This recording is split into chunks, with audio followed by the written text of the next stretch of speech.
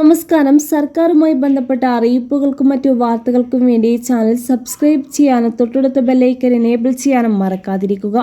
സംസ്ഥാനത്ത് റേഷൻ കടകൾ വഴിയുള്ള അരി വിതരണം പ്രതിസന്ധിയിൽ. വിതരണ കരാറുകാരുടെ പണിമുടക്കാണ് റേഷൻ കടകളിലെ അരി വിതരണം പ്രതിസന്ധിയിലാക്കിയത്.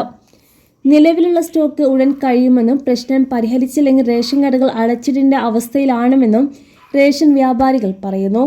സംസ്ഥാനത്തെ റേഷൻ കടകളിൽ അരി സ്റ്റോക്ക് തീർന്നതായി പറയുന്നു. കഴിഞ്ഞ 3 ആഴ്ചയായി വിതരണം ചെയ്തത് നേരത്തെയുള്ള സ്റ്റോക്കിൽ നിന്നുള്ള അരിയാണെന്ന് വിവരം.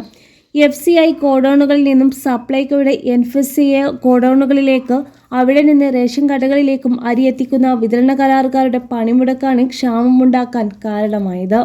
നേരത്തെയുള്ള വലിയ കുടിശ്ശിക തീർക്കണമെന്നാവശ്യപ്പെട്ടാണ് ജനുവരി 1 മുതൽ കരാറുകാർ സമരം ആരംഭിച്ചത്. ഈ പ്രതിസന്ധി പരിഹരിച്ചില്ലെങ്കിൽ മുൻഗണനാ വിഭാഗത്തിനുള്ള അരി വിതരണം മുടങ്ങുമെന്നും റേഷൻ വ്യാപാരികൾ വ്യക്തമാക്കി.